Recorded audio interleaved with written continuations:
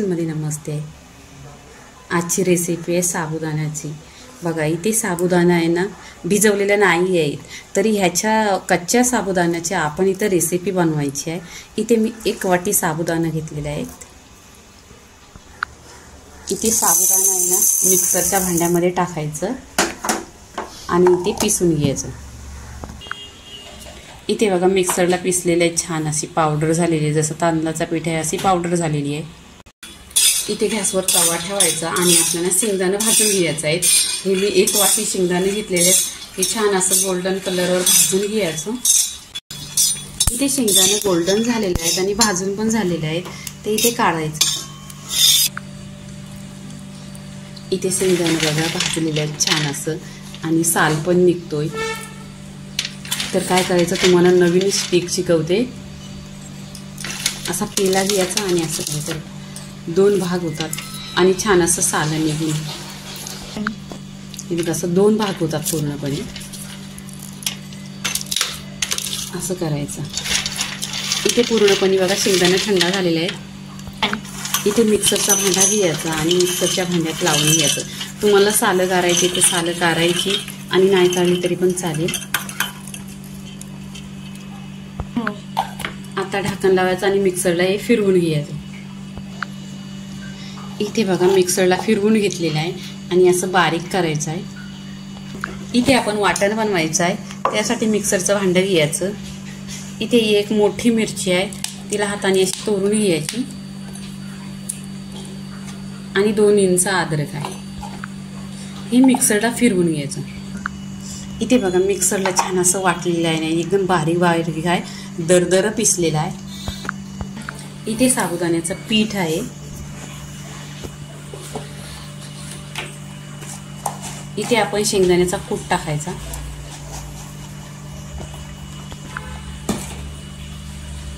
चवीनुसार मीठ टाकायचा। मीठ पहिल्यांदा मिक्स करून घ्यायचं। आपण मिरची आणि अद्रक पिसून घेतलेला तो टाकायचा।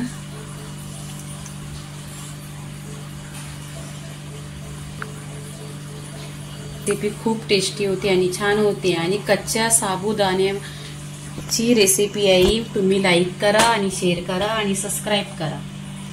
हा बटाटा बॉईल केलेला आहे, इथे एकच घेतलेला आहे आणि छान असा हाताने तुटतोय। हा आपण किसून नाही घ्यायचा, किसून घेतल्यावर जास्त ओला ओला होतो आणि असं पीसेस मोठं मोठंच करायचं। इथे बटाटा आहे ना, तर याच्यामध्ये पाणी नाही टाकायचं, कारण बटाटा असल्याने माहिती आहे ना तुम्हाला पाणी नाही। असं दाबून दाबून आहे ना बटाटा मिक्स करून घ्यायचा।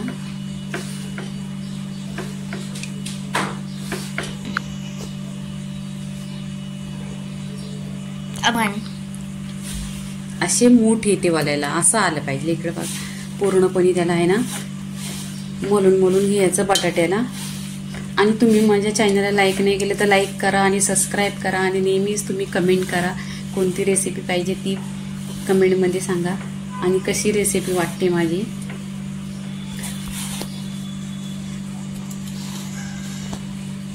आणि तुम्हाला नवरात्रीची शुभेच्छा, हॅपी नवरात्री।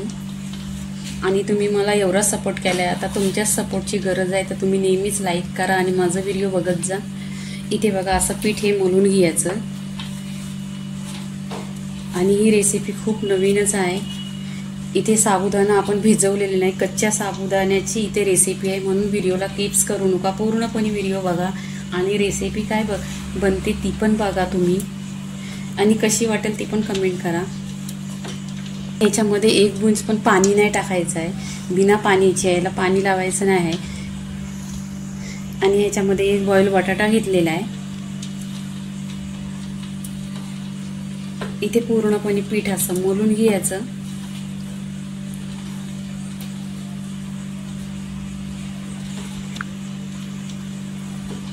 आणि आता आहे ना हे पीठ मळून इथे झालेलं आहे, आता बघायचं ह्याची रेसिपी काय बनते। इथे बघा 1 वाटी साबुदाण्याचं ही रेसिपी बनती आहे। असं इथे गोल लड्डू सारखं बनवून घ्यायचा बनतोय. इथे मी तेल पण नाही घेतलेलं आहे हाताला, हात एकदम सुक्का आहे. याच्यामध्ये पाणी पण नाही. पूर्णपणे असा गोल राऊंड मध्ये बनवायचा. बघा असं बनणार आहे, त्याचं वडं बनणार आहे. छोटं छोटं बनवायचं, मोठे मोठे बनवायचे.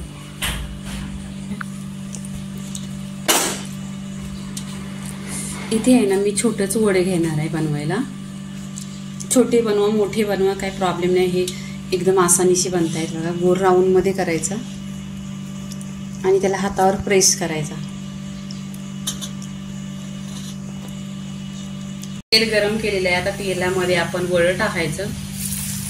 छान असं क्रिसमिस तेलामध्ये फ्राय करून घ्यायचं. इथे पूर्णपणे वडं टाकायचं.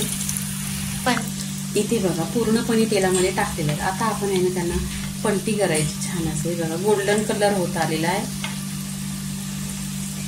इथे वडं आहे ना फ्राय झालेलं आहे छान असं गोल्डन कलरवर. आता काढून घ्यायचं.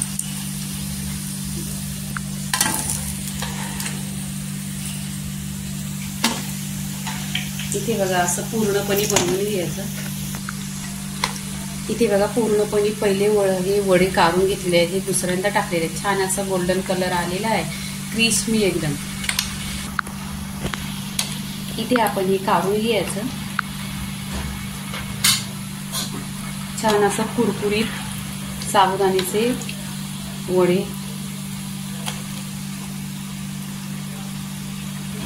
न भिजवता न भाजता साबुदाण्याची रेसिपी इथे झालेली आहे. इथे बघा छान असं वडं क्रिस्पी झालेलं आहे. तर ही उपवासाची रेसिपी आहे. तुम्हाला जमत असले त्यात मिरची किंवा अद्रक टाका, नाहीतर म्हणणार मग हे उपवासाचं आहे ह्याच्यामध्ये कोण टाकत नाही, पण जमत असले तर टाका. आणि तुम्हाला खायचं असलं तर दह्याबरोबर खा.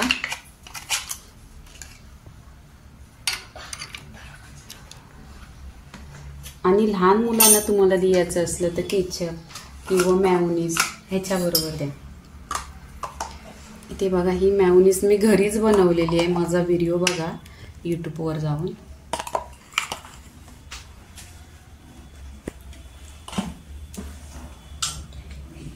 तर इथे साबुदाण्याची रेसिपी झालेली आणि ही उपवासाची आहे. लाईक करा, शेअर करा, सबस्क्राईब करा आणि नेहमीच खात राहा. धन्यवाद.